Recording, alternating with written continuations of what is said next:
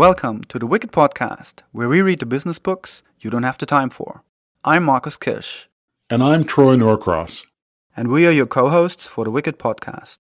We take from the thousands of business books out there and test the author's ideas by comparing them to real-world challenges. With over 40 years of projects between us, we've got quite a bit to compare against.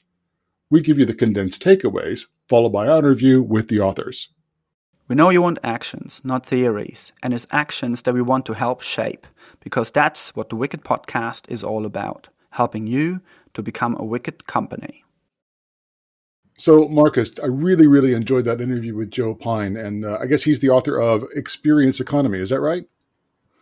Yes, so Joe Pine and James Gilmore are the co-authors of The Experience Economy, and I've been waiting for this book for, I think, over a year. Joe was very kind to me to write an endorsement for my book, but I read his book back in 2003, 2004.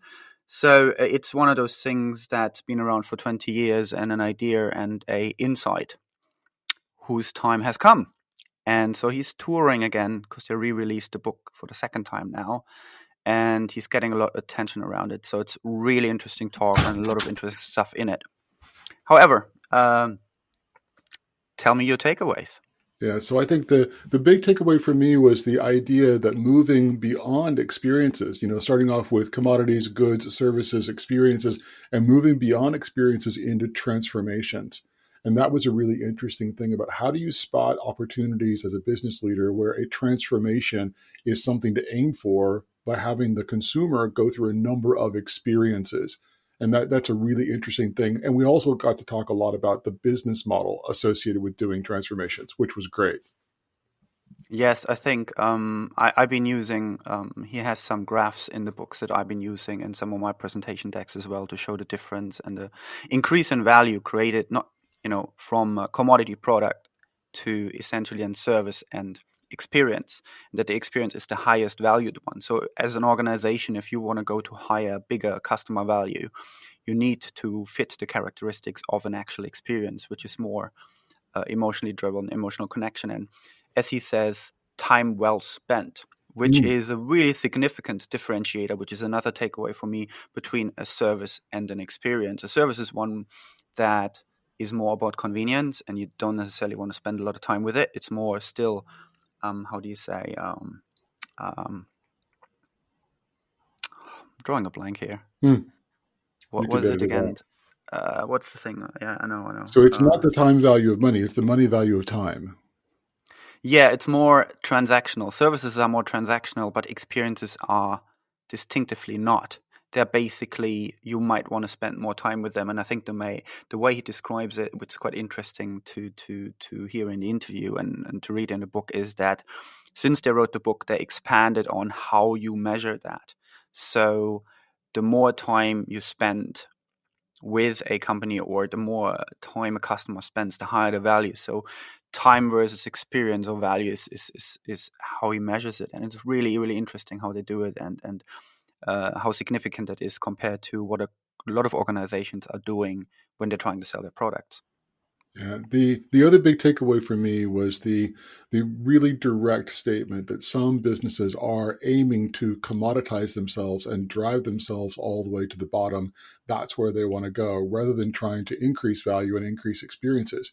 And of course, one of my favorite things to talk about is Ryanair. And I ask him, why is it that consumers continue to spend money with a company like Ryanair for really terrible experiences? And of course, you're going to have to listen to the whole show to find out, but it's a really interesting insight. Yeah, exactly. And I think I've come across a lot of other companies as well, not necessarily as badly perceived as Ryanair. However, with the same philosophy, driving business and their products by saying, well, we just make it more efficient, our product, and therefore we have higher margins, and therefore this is how we grow.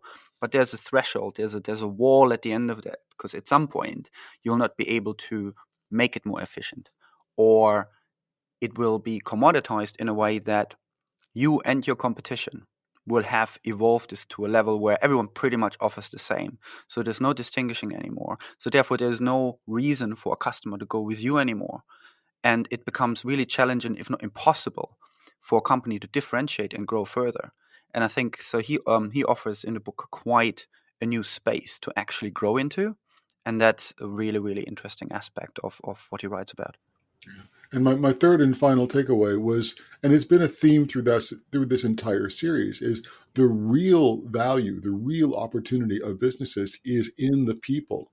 It's the people that work for the company that create the experiences that actually have the most value. And it's very trite saying that your employees are your biggest asset. In today's world, too many companies are just trying to drive more margin and reduce salary costs and reduce employment, but your people are indeed where you can generate the most value. Yes, indeed. I think it definitely pops up here again. But as we said previously, let's go to the interview. Hello, everyone. Today we have Joe Pine here and his book, The Experience Economy. It's been a while because I contacted Joe quite some time ago about my own book, and I remember reading his back in 2000, I think 2003, 4 or something. So I'm very happy to have him here live with us, at least for the recording. Hello, Joe. Hey, Marcus, it's wicked nice to be with you. Oh, so let's. Very kind. So let's start. Let's start sort of at the top, or let's start sort of rough about 20 years ago. Then, so your book was written back in 1999, and yeah, we can call it a bit of a classic. So tell us a bit more. Tell us a bit about why did you write it back then, and so far over the 20 years, any amends, any revisions? Tell us a story. All right. Well, I actually discovered the experience economy in late 1993 or 94, based off of my first book, Mass Customization, where I'd often said that mass customizing a good automatically turns it into a service. And when asked, well, what does it turn a service into? I shot back, well, mass customization turns a service into an experience. And I went, whoa, that sounds good. Hold on a sec. I got to write that down. And I wrote it down and I figured it out and I realized, well, if that's true, then experiences are a distinct economic offering. And again, this is over 25 years ago. And therefore, we'd have an economy based off of experiences. And once you have that insight, you can see it anywhere. I mean, a lot of people tell me I was so early in thinking about this. And I said, well, experiences have always been around. We just didn't identify them as a distinct economic offering. And again, once you see it everywhere, and that happens today. I mean, obviously you can see it a lot more today. So I did gain a few years later a partner in Jim Gilmore, and we figured it out, and we did a lot of research on it and found a lot of exemplars and wrote, as you said, the initial book in 1999. It came out. And we did update it in 2011, and just this year, 2020, we re-released it in hardcover with a new preview on competing for customer time, attention, and money. That's one of the things that's sort of new that we can think about. But one thing that has changed is when I first started talking about it in the mid 90s, and after, including several years after writing the book, I used to have to argue with people about it. I used to have to convince them that this was going on. And now I just say it, and everybody goes, "Oh yeah, I get it." That's quite a difference, right? That you really don't have to argue with people about it anymore. And nothing that we wrote in 1999, none of the frameworks, none of the ideas, none of the principles are invalid today. We believe strongly in them. And a lot of the exemplars, as we've rewritten it, we've come out with new examples of it and freshened those up and everything.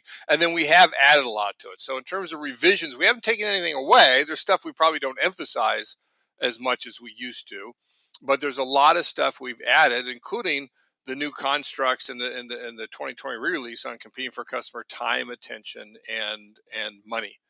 And I think those are just thinking about how experiences is about time. It's about charging for the time people spend with you. It's about time well spent. That's what an experience is versus time well saved. And the number one competitor for attention today is the smartphone.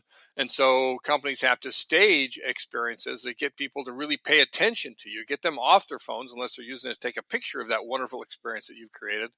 And of course, money is the measure of your success. and we introduced a new measurement there for experience stagers called the money value of time. Everybody's familiar with the time value of money, but the money value of time is the expenditure per minute that people are paying you.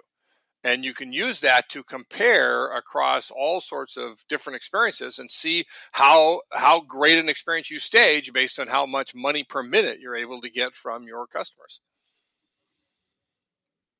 That's a very interesting concept. So, because when I look back at, you know, I did my MA back in 2000, came to London for it in order to move away from websites and do something that is a bit different. And I jumped head straight into experience, but they were more sitting sort of at the time still even then sort of in the art sector. And then afterwards I worked for the big museums, Natural History Museum, Science Museum, and I was designing experiences there, but it was also not product related. It was like gallery related, like exhibition as an experience, which is sort of a thing, as you said, it's always been there, and it was identified as something else and not like a product you're selling with it. Right.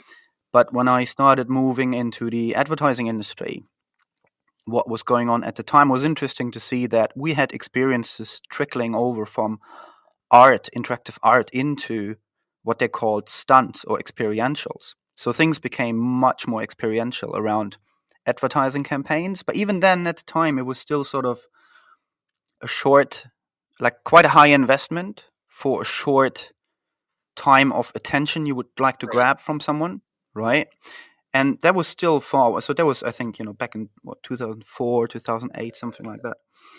And so it's been quite a leap to see now that things like service design are getting picked up, and services are experiences, even colleague experiences. So internally in companies, those experiences are slowly, seemingly, to trickle in.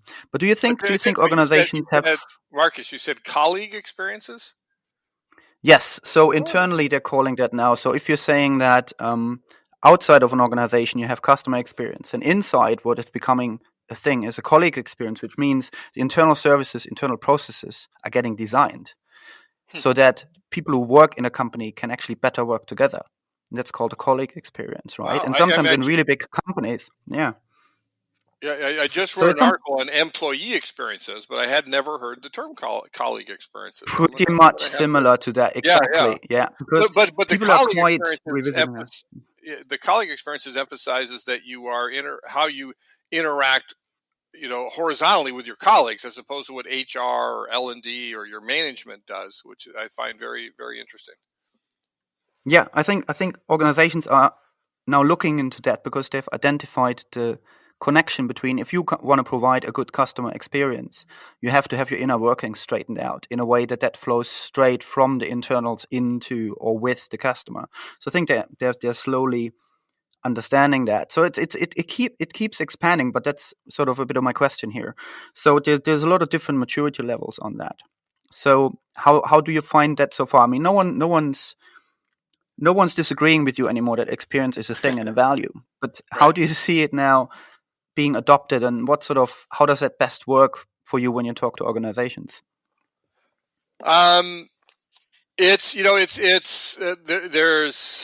There's been a lot of improvement in that, and then some things that I think fall back, actually. One of the levels, the acceptance of it, as you say, has been much, much greater. And the understanding of it has been much, much greater. The extension of it to employee experiences, to colleague experiences, as you now say, I think has been very great as well. This, like I mentioned, I just wrote a point of view article on embracing the employee experience, which I've said and thought about for a long time, but I've never actually written on. That all this stuff does apply there, and it applies in sort of all sorts of different situations. But there's one area where I sort of feel like it's not a bit of, it's actually a big miss, which is that is the use of the term customer experience. Right, the customer experience, as used in those two words, or abbreviated as CX, generally does not mean what we talk about. It does not mean what we posited in the experience economy, that experiences are a distinct economic offering. When people talk about customer experience and sort of measure it and focus on it, what they generally mean is, let's make our interactions with our customers nice and easy and convenient. And those are all well and good, but they're service characteristics, not experience characteristics, right? Particularly if you look at the convenience aspect of it, convenience is about getting in and out as quickly as possible. So it's about spending as little time with the customer as possible. It's focusing on getting customers in, getting them what they want, and getting them out again. Right? That's service. That's great service. And what CX does is it gives you great service, nice, easy, convenience. But experiences, again, are about time well spent, not the time well saved of CX. So CX often gets in the way of companies really focusing on what a great experience is. Like when they use the term frictionless all the time, right? No, experiences have friction.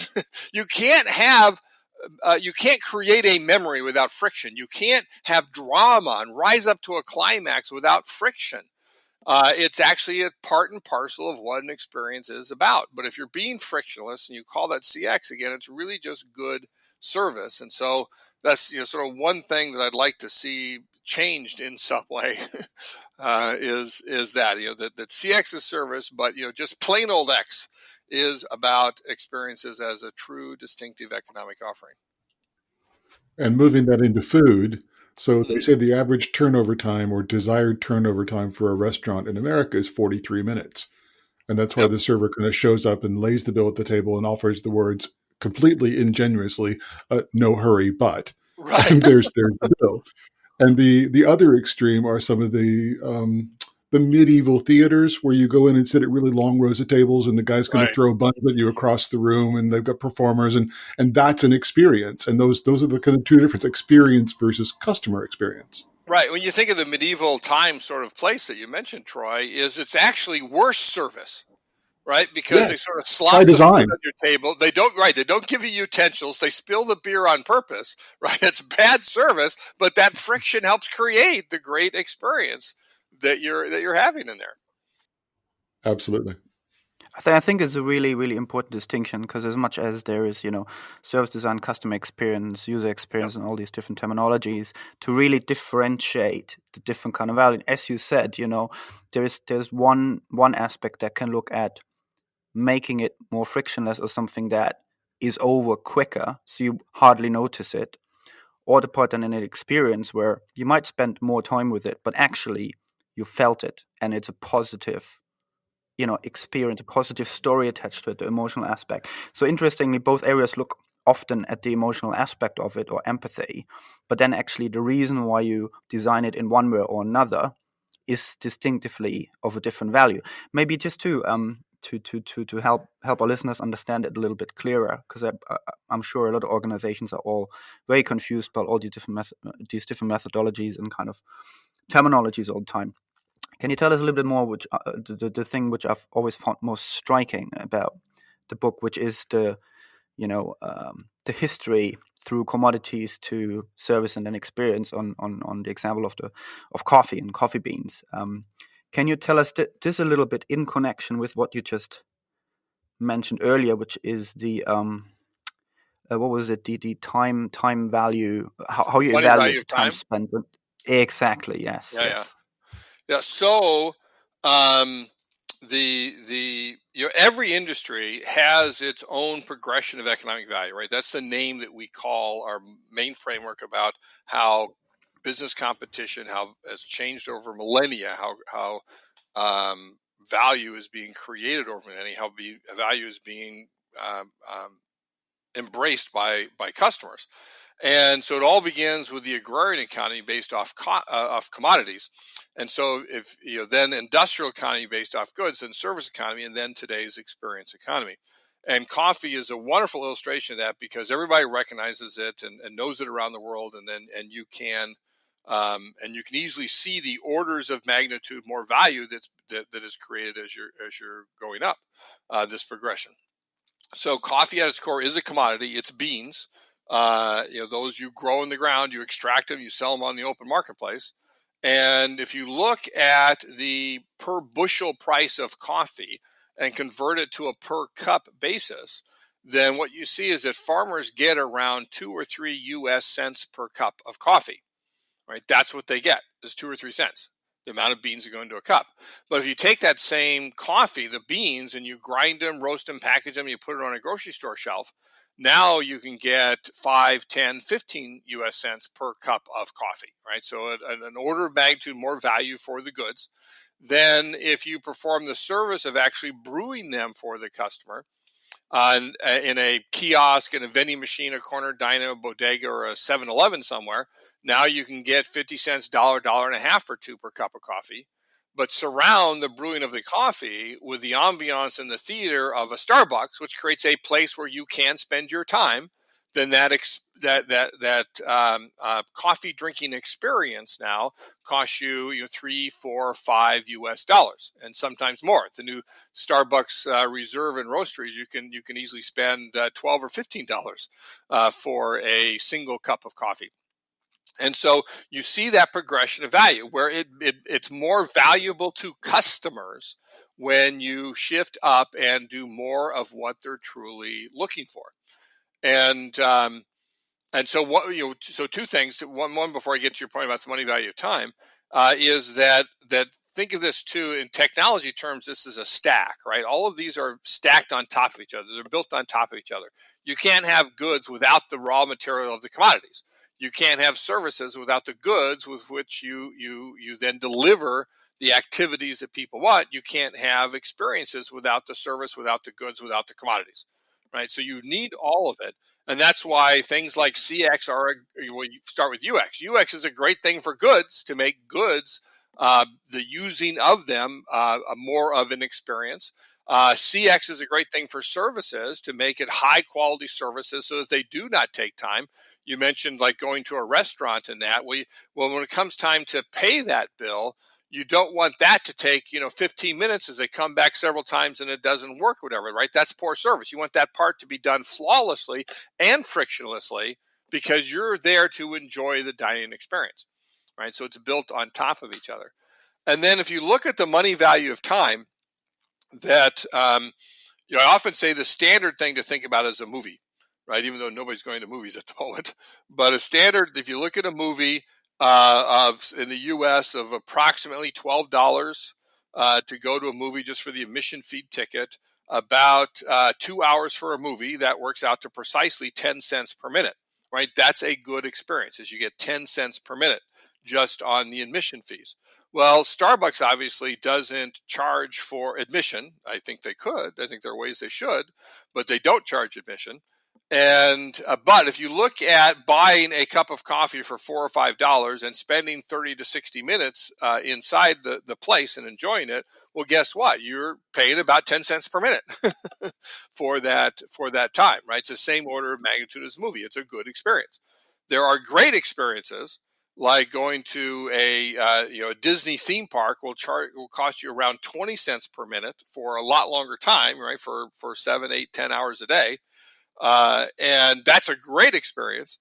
But there are many others, like escape rooms, for example, that are in the 40 to 50 cents per minute range for for an hour long or so experience. And the sky's the limit in terms of how much you can charge people. And it really gives you a good measure of the money value of time that you receive from your guests. Yeah. Ever hear of secret cinema? Oh yes. I met Fabian for lunch last time I was in London in December. Yeah. And they do a really, really high kind of money value for time, because they take a totally immersive experience around a movie, create an entire kind of environment where you're like living on that set, and then everyone gets together and watches the movie together. And you're there for about 4 hours, but the prices, if you go for the premium tickets, could be 200, 300 pounds. Right. Yeah. Something like that. Yeah. So I mean, I went to the Blade Runner thing, which was just insane. I mean, the value, that's the thing. You go in there and the value you're getting, you're perceiving, is just out of this world. No pun intended on that one. But like, it's really, you're in the middle of a movie set essentially, and you're playing whole thing through, or you hang out and you watch and whatever, and then the movie and you interact with people. It's like, yeah, as immersive as it gets. And in terms of experience, I don't think anything else exists like that gets you so close to the action, and where you really step out of reality into something else, which is quite interesting if you measure it on what kind of reality you're basically paying for. Yeah, Right. it's quite So impressive what they're doing. $200 for 4 hours or 240 minutes is a little over 80 cents per minute. Right. Four Right, times 10 says Disney World. right, right. Okay, so now let's move to the other extreme. Okay, let's go all the way to the other end of the spectrum. So Michael O'Leary, the CEO of Ryanair, says that our passengers are nothing more than self-loading cargo. The the experience is one of the worst experiences you Yep. can imagine. From the minute you go to the website, they're constantly trying to trick you into spending money that you don't want to spend. The Right. minute you get to the gate, they're badgering you about how big or how small or how many your Right. bags are. The minute you get on the plane, they're trying to sell you lottery tickets and doing all kinds of other crazy antics. And your seats are so close together, they remove the seat back pocket so they could get your knees a little bit closer and not be obstructed by the magazine. Right. And Or the and safety that's procedures. oh yeah, safety procedure cards don't exist. They're actually Right. stapled to the seat in front of you. They're Yeah. printed on the Right. Yeah. chairs, aren't Okay. they? It's Um, insane. Yeah. okay, so explain to me that experience, and I've got a follow up that kind of goes somewhere in the middle. But explain to me how that works and why it works. Oh, this is really easy. This is really easy. The reason is that people want goods and services to be commoditized, to be sold at the lowest possible price with the greatest possible convenience in order to spend their hard earned money and their hard earned time on the experiences that they value. So that's what they're doing at Ryanair. They're treating it like a commodity. I mean, the CEO quote you said, says we treat our not just our service but our customers as commodities, as cattle, right? Almost a literal Yes. cattle car is what you have there, and they save so much money. So what? So they can spend that money. Like, where are you going with Ryanair? You're not going with Ryanair on a business trip. You're going with Ryanair to a vacation. You're taking it to some place where you can then all the money you save there, and you will in fact then be able to spend more when you're on vacation. And also the fact that that you have such a horrible experience with Ryanair makes the vacation seem even better. Right. Okay. So that's good, and I understand that they're shifting their spending power, and Right. they're Right. ignoring the experience and aiming for the commodity or the goods experience. So it doesn't matter because it's the lowest cost possible, so they can have proper experiences when they arrive. Now, Right. the other company, of course, and you quoted Sir Colin Marshall, the former CEO of Yes. British Airways, And and I says want the to point company that's from like uses 1994, not today's British Airways. right. Not today. Well, I'm getting there too, but Right. the company uses its base service, the travel itself, as a stage for a distinctive en route experience, one that Right. gives the traveler a respite from the inevitable stress and strain of a long trip. And that was indeed the way, as you say, in 94, 95, whenever you were writing this book, was the British Airways that was in existence. And now we've got Alex Cruz, CEO of British Airways, working to create more tension, more friction, more of an adversarial relationship between employer and the cabin crew that delivered that experience by trying to gut their contracts. And it's like they're trying to race to compete with Ryanair. Is the high value experience economy for air travel just not possible, or are they just lazy? I would probably say there's a third answer in there somewhere, which is that they have the wrong mindset, that they have a strategic view that commodity is the way to go, and which might be harder to argue with now in the current COVID environment where travel is down so much. But but all you got to do is look at Singapore Airlines or Cathay Pacific or Emirates or a few others out there that really excel in the travel experience, and not just at the first or business class level, but the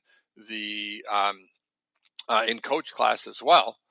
And recognize that no, there is that market for the experience, and particularly at the high end. Most airlines today do make their money off of, particularly internationally, off of business class and first class, because it's so much more. I Yes. can remember when business class was maybe double what coach is. Now it can be 10 times as much as what coach is.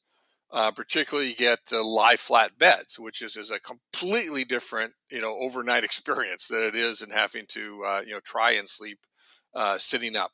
So there is a strategic choice that every company needs to make about whether they're going to stay at their level, in which case that over time they'll be commoditized, and in which case that, like British Air, they might as well just go all out on being a great commodity. Because when an industry commoditizes like that, there's always one or two companies that can survive and even thrive. But those are the ones that are ruthless. They're the ones that do automate as much as possible, get rid of their people as much as possible. You don't have to have an antagonistic relationship with your employees, but you do need to have as few employees as possible. If you And want pay to them as little as possible. say again, Troy. And pay them as little as possible. Right, and pay them as little as possible, which means you want to break your union contracts if possible, and so on and so forth. It's just a matter of they've come to the strategic conclusion that the commodity route is the way to go, and therefore those are it's the natural consequences of that decision. Okay. Well, I'm going to double up on top of one question after another, and then I'm going to hand over to Marco. But Marcus, because it just happens to be, you said commodity. I saw the word Vodafone on my notes, and I spent 15 years in telecoms, Yeah. and voice minutes and text messages and data kilobytes have been commodity, and people like Vodafone and Three and T-Mobile and Orange and AT&T and Sprint and the rest and the rest and the rest have been in this constant battle to avoid becoming a commodity. And they keep throwing on, oh, well, there's an app store here, but we're going to do a walled garden, and we're going to do this over there. It's going to be a triple play. But they're still stuck in this commodity mindset because they can't figure out how to go to experience what could they do. Yeah, that's and that is a difficult question because they are so commoditized. I often say that what happens when one of these economic shifts is people give away the next level of value to better sell what they have today, and you see that all over the place. And in the case of telecom, what the value people get is the experience they have with their phones. It is the ability to watch, videos. It is the social media and even the plain old telephone service, as we used to call it in the U.S. It's actually had the acronym POTS, plain old telephone service, right, with landlines now. But whether on mobile, just talking to people, sharing with connecting with your loved ones, right, can very much be an experience. So what Vodafone and others are doing is they really provide that service layer that is increasingly commoditized because there are so many people in it, and it's an easily commoditized thing. In order for people to have the experience where then it is the telephone handset makers that are capturing the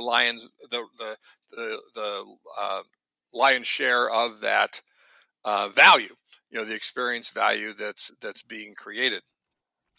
So, of course, Nokia had the logo or the expression connecting people. right. Long live Nokia. But they're out of the running completely in a completely different set of reasons. Right. AT&T was the original reach out and touch someone, right? You remember that? That was Yes. very much of an experience play, even back then. But the service is a commodity because why is it a commodity? Well, one, there is huge supply, right? And it's undifferentiated. It's fungible. One phone company gives me the same service as another phone company does. For the most part, except for some of these bells and whistles. You mentioned triple play. Triple play tends to even commoditize them more. Because what they're saying is, we'll give you a volume discount, right? You do more with us, we'll give you a volume discount. That commoditizes them more because it focuses on the price, right? And okay, well, if you're giving me volume, what can I get from somebody else? And so, what can they do? It's a very difficult thing. One is that they can make the actual point of contact with customers be an experience. And I think that's two places. One is the stores, obviously. I mean, compare an Apple store to your normal mobile phone operator. I actually did work with a European mobile phone operator, and brought them to the U.S., first the consumer side of the business and the business-to-business side of the business, for an experience expedition, a workshop. We went to New York. We went to all these different experiences there so they could learn some of the principles from the best experience stagers and some of the worst. And I always, there are always places I want to take everybody to, like the Apple Store on Fifth Avenue and the Glass Cube, like an American Girl place and a Capital One cafe and so forth. And but then I always think things about what's appropriate for this particular company. And so I actually did a little tour. I finally found a place that was sort of in the route that we wanted, where I could get them to go to 4 different mobile phone operators, for basically 10, 15 minutes each over an hour. And the they were too small to have everybody going at once. So we split them up and just had them cycle through these stores. And after about the third one of going through there, the CEO, because I'm sort of like in the middle of this, sort of watching what's going on, and the CEO comes over and says, "Okay, I get it. We all stink." I said, "Exactly." Right? That's what I want to point out, right? Is that you all stink. And so how do you there is possible to create that. You look at what Apple has done with all of its stores. You look at what Samsung has done with the Samsung experience in New York City and other places. This company I work with did create an experience store in its capital hometown, and AT&T and Verizon have a couple in Chicago that they consider more experiential, which are good but not great. But I think that there are ways to make that, to use all the principles we talk about to create a great in-store experience. The second place is the contact center, is when you actually have a problem, when you have an issue and you want to talk to somebody, right? Most companies, what they do is they do have that time well saved mentality, but it's actually, we don't care as much about the customer's time. We want to save our own time is what they're thinking about. We want to be as efficient as possible. So they actually measure average handling time, which is how little time we spend on the phone with customers. That's their measurement. Their success is less time on phone, instead of recognizing this is an opportunity that we have a direct human to human contact. And what can we do with that? So they should learn from companies like Zappos, which has the best contact centers in the world, where they don't measure average handling time. They let people spend as much time as it takes to resolve the issue. They actually celebrate. They've celebrated every day the person who got to spend the most time with a customer that day. The record being 10 hours and 43 minutes, if you can imagine.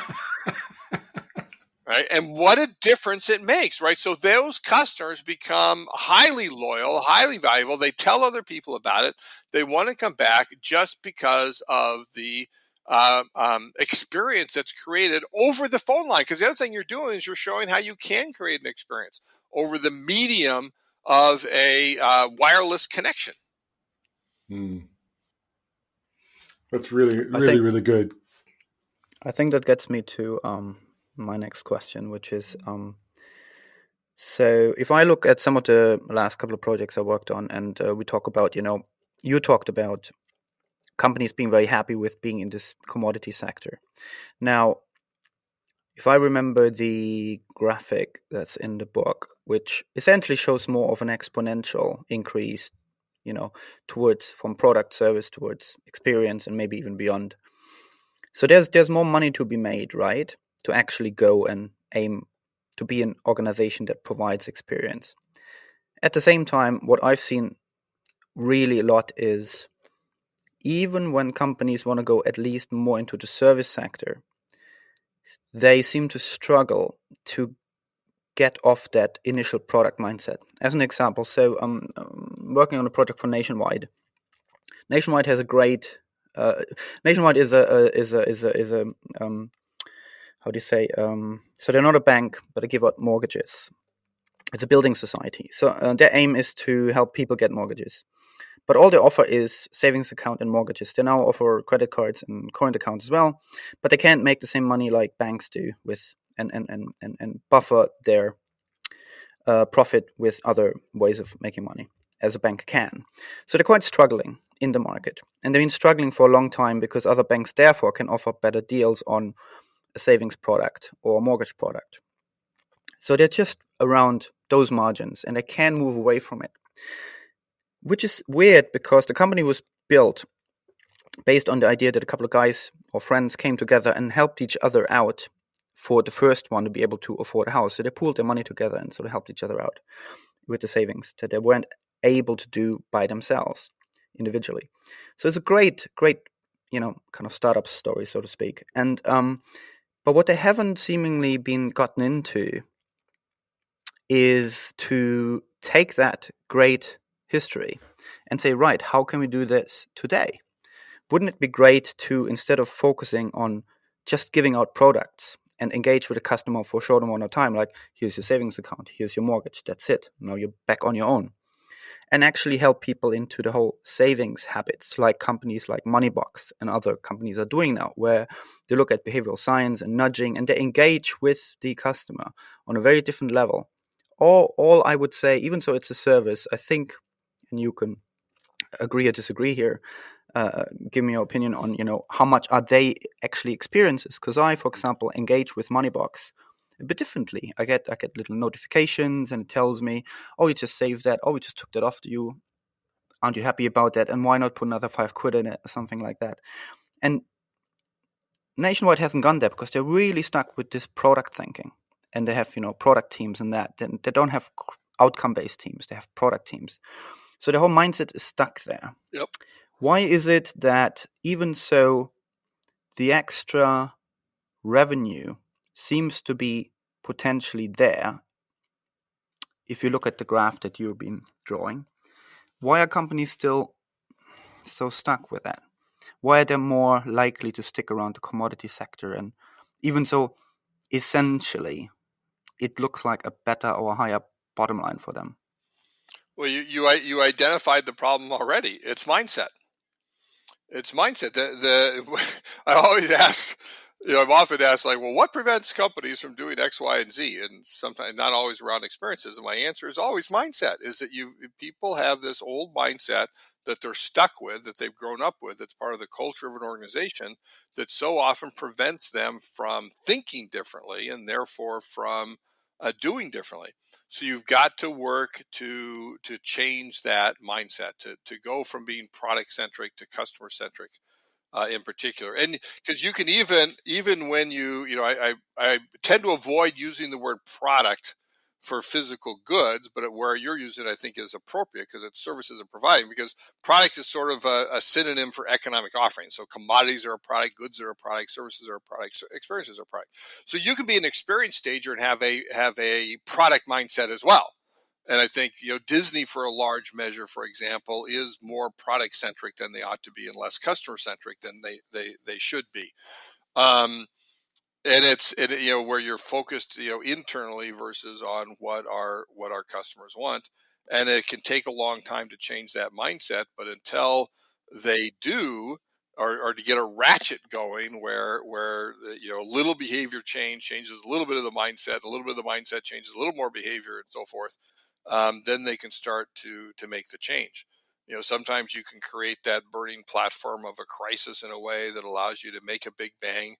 But you can do a lot of work on changing again, mindset and behavior. They're manifestations of each other. You change one, you tend to change the other, in a way that gets you down the road that you want to go.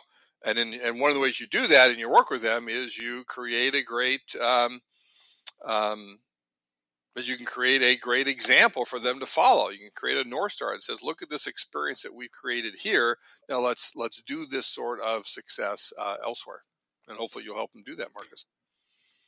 Mm-hmm. And do you think it might also potentially have something to do with maybe the amount of customers they can get with, let's say, an experiential approach? As an example, museums where I used to work, they know that you tend to visit a museum when you're either young and you go there with a school or your parents, and then you go again there after you had kids, right? And then you go there when you're quite old and you go back into kind of exploring culture. So there's certain age ranges or sometimes even character types where you go, well, these kind of people, they actually don't really want to engage with us or not that long, and others do. Do you think it has something to do with that as well? That some companies look at, you know what, we don't actually think people necessarily want to engage with us as much, and it's a wider audience that just goes and wants to have a transaction rather than an experience. Do you think there's something Yeah, to that? it could be, and again, it's a strategic choice. You do remind me. I once had not a client, but I was visiting the oldest and best theme park in the Netherlands, the Efteling, which they always like to point out was founded a year before Disney, Disneyland, and they talked about being, but they don't have a lot of land. They're sort of capacity limited, which is a good thing in that you can then you can raise your prices until you meet the capacity.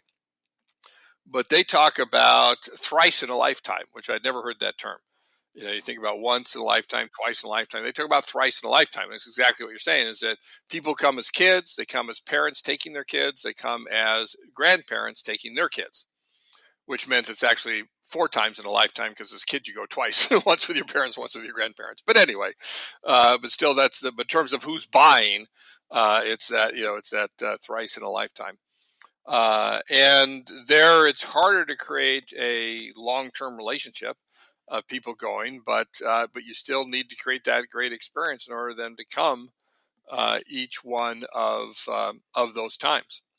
And it gets back to, not, I always say, not everybody has to shift up this progression of economic value, right? Referring back to our conversation about, you can decide to stay at your level and be a commodity. It is a strategic choice. I do, however, believe that everyone could benefit from gaining an experience mindset, from thinking about and doing how you shift up to go beyond increasingly commoditized goods and services to staging experiences and beyond. Yeah. I think it's interesting because when I started working with some of the banks, they at times look at the what is it, a customer lifetime value, Yeah. which is sort of probably the other extreme end of when you're talking about how much time do you spend with the customer and how much money does it mean. And they basically went all way and say, right, within the lifetime of a person, these are the kind of products we can give them, this is the kind of value we can give back, and we're aiming at maximizing that, right? So it's quite an interesting principle. But I'm looking at that, and I'm also looking therefore at, and I know we never had that discussion, but I hinted at it a couple of times, so now I'm just taking that opportunity. I like to look at that graph that goes up from the experience, again, product service experience up there, and sort of high commodity and value. And I personally like to think, and I still have to, I think, evidence in with harder numbers, but that there is a space beyond the experience, because the experience kind of started to be recognized, as you said, sort of 20 years ago through your book, and Starbucks sort of started around that time. And I wonder if there's a new space that I like to describe around the whole wicked problem-solving thing as an offer, as a really high value, because it's a very complex thing you're doing for a customer, and therefore the value is quite high potentially, right? What are your thoughts on that? That there's something? Do you think there's something beyond an experience, sort of this Yes. temporary experience with a customer, and something that can actually be passive? So, because a lot of the wicked problem stuff can be quite passive, and I think there's passive services which sort of therefore don't lend themselves maybe to this emotional experience space. And does it make sense? Do I describe that Yeah, well, right? there better be something past experiences, because experiences can be commoditized too. To some They extent, will eventually, right? Yeah, exactly. right? Yeah. It'd be the easiest economic offering to commoditize, because the second time you have an experience, it doesn't tend to be as good as the first, and third time not as good as that. We even have a phrase. I don't know if you have it in the UK, but we even have a phrase over here for a commoditized experience. It's called "been there, done that." Right, so you don't have to do it again. And so There's an extended version of that, Been what is there, it? done that, got the T-shirt, paid the Visa bill. Paid the Visa bill, right? Okay. Or the nationwide bill, maybe at some point. But anyway, As needed. uh, the when I go back to that same heuristic I mentioned at the very beginning here about my work on mass customization, about efficiently serving customers uniquely, which is that, okay, customizing a good turns into a service, customizing a service turns into an experience. What does customizing an experience turn into? And when you design the experience, it's so appropriate for this particular person, exactly the experience that they need at this moment in time. well, then you can't help but you can't help but turn to what we often call a life transforming experience, an experience that changes us in some way, and that we call a transformation. So a transformation is the fifth and final economic offering, this progression of economic value. We use experiences as the raw material to guide people to change, and where you help them achieve their aspirations, whether that is like as a fitness center or in healthcare or financial services where money is the means to an end. And what I want is the end. I want to retire well. I want to send the kids to college. I want to go on vacation. Whatever that end is, that's the real transformation that they're looking for. And universities, coaching of all stripe, and business to business management consulting, all of these are transformation businesses. And with transformation businesses, the customer is the product, right? We talked about products. The customer is the product. It doesn't matter what inputs you do unless the customer achieves their aspiration, unless they become a different person, unless they become changed, right? It's the outcomes that they are looking for. And so, so transformations are way to think about it is, that we only ever change through our experiences, that we're all the product of our experiences. That's where I was going to go with that, the product of our experiences. So we only ever change with experience. So again, transformations built on top of experiences only ever change through experiences. And that provides the most economic value you can provide is helping somebody achieve their aspirations. So I've got two questions on that.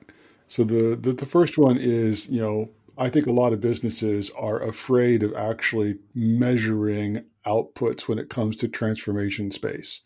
It's like they're happy to be measured and to charge people for their actions, but they're afraid to be measured on the results. So if I'm going to promise you that you're going to lose weight, I'll take 50% of my fee on if you actually succeed in losing the weight. Nobody wants to do that.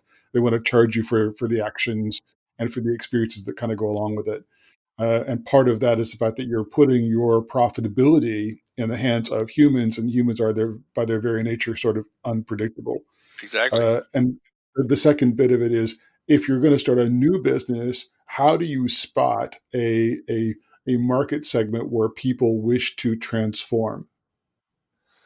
All right, so you might remind me of the second one, but Okay. the first one you've identified exactly the big issues with transformations, right? You are exactly right. And I assume you have the same phrase over there. I know you do in Missouri, which is that if you can lead a horse to water, but you can't make him drink, right? Yes. You could do whatever it takes to be able to guide a customer to change, but if they don't want to change, it's not going to happen. You can't make them drink. It is up to them. And so if you do charge for demonstrated outcomes, this is what you should charge when you guide transformations, then you are dependent on the customer actually doing it, which is why you also need to be sure you only take the right customers. You want customers with commitment. If they don't have commitment, you don't bother. It's also why you do want to get some portion, as you said, Troy, of your income based off the services and experiences you deliver in stage versus just the transformation, because again, it may not happen. But that's also why you got to do whatever it takes and have great experiences, great life transforming experiences that are in fact going to get it. And you also have to have follow through. Transformations include follow through, which is ensuring that the transformation takes hold. If I go to one of the weight programs that you mentioned and I lose 25 pounds over 8 weeks, but then 2 weeks later I've gained 5 back, and a month later I've got 12 back, well, then was I really transformed? It's got to be something that's lasting. And one of the ways to make money too is with an ongoing relationship of booster shots, so to speak, to ensure that people do continue to maintain whatever the transformation is that they're looking after. Okay. And the second question was, the second part of that was, how, as a new business, can you spot transformations that are desired?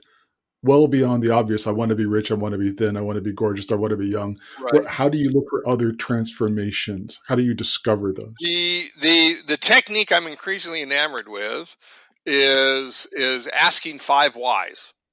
I don't know if you know that term, but it's a TQM technique from 30, 40 years ago, total quality management technique. When you're doing Oh, yes. right, you're doing continuous improvement in manufacturing, and something wrong happens, and you ask, well, why did that happen? And you then, well, that you get that answer, but it's not the root cause. You ask, why did that happen? Why did that happen? And it's not always 5 times, but the basic notion is you have to keep asking why until you get to the root cause. So you can do that with anything. You can look at any situation, any business, any opportunity out there, and ask, well, why does the customer want that? Why do they want that? Why do they want that? Until you get to the basic core aspiration. And often it is around very individual human things. It's like, one of the reasons you people go to a theme park is so that dad can be a hero with his kids, right? There's an aspiration. I want my kids to look at me as a hero. And so I'm going to do this stuff and with them so they can see me as a hero. Well, if you know that that's this particular person's aspirations, what else can you do to ensure that they actually become a hero in their kids' eyes during that day, right? Where you may actually want something to go wrong where they can save the day, for example. So asking those 5 whys, I think, is a great way of identifying opportunities. It's also very akin to the jobs to be done way of looking at things, if you're familiar with that, where you don't look. It helps you get out of the product mindset that you were talking about, Marcus, by focusing on the customer and what is the job that they wanted to get done. The classic example is you don't want to buy a drill, you want a hole. The job you want to get done is a hole. And so instead of selling them a drill, I can send them the ongoing service of drilling them holes whenever they need it. And you can use that too to identify it. And working with Dave Norton of Stone Mantle, a company that I partner with, that we've looked at. There's what types of jobs are there, and there are functional jobs, which is what most companies look at, which is just getting something done, probably mostly a product service sort of thing. There are emotional jobs, which gets much more into experiences. There are social jobs that cross those boundaries, and there are aspirational jobs. So if you look at what job is this person trying to get done with this experience they want to have, then again, it's a way of uncovering those core aspirations, those whys that will lead into new types of offerings. Really, really good answer. Can I ask one last one, Marcus? Do we have time? Yeah, sure we have. Yeah. So in the world of COVID, where everyone's working from home, what should our listeners as businesses be thinking about from the experience of the other side of the screen? Well, the main thing is to recognize that even if we're at home, we are still social beings that crave experiences. We still want to have experiences. It's why subscriptions to Netflix have skyrocketed, why we're doing so many of these Zoom calls and so forth, and all the other ways that we're having experiences, not out there, but in here, not with the public, but with our family, and not as much physical as digital. So the thing to do is to recognize that the screen is a medium for an experience, right? And always has been. I love citing Brenda Laurel, game designer, who has a wonderful book called Computers as Theater. And she says, think of the computer not as a tool, but as a medium, right? It's a medium for experience.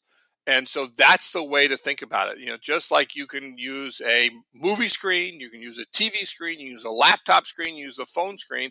What is this monitor screen, and how do we make it an experience?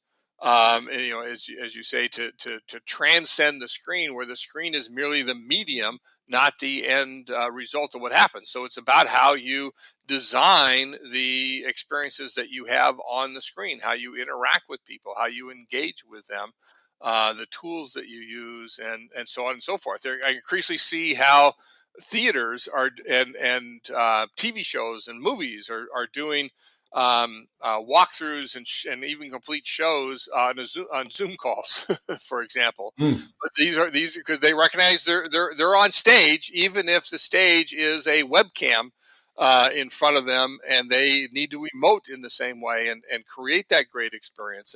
and still listen to what's going on and create one cohesive experience through an ensemble of whoever's on the show. Those are the attitudes. That's the mindset we need to bring to it. Great, thank you. Well, it's lovely. Yeah, I mean, I could ask. We had too many questions anyway, so we went through, I think, a lot. But there's always more. And what popped to my mind was Bain's pyramid of values, which is sort of what you walked us through. I think we could probably talk for that about an hour as well. And I think last week we were talking about the skateboarder who exactly. who So we didn't just really want skateboard. He wanted the girl in the skate park. Yeah, exactly. So it's I think there's some great examples on it. I think where we can recognize this being a real value and a great focus for organizations to look at and to go, that's what you should be focused on. Everything else derives from that. It's great. Joe, it's been long in the making. Finally happened. It didn't disappoint.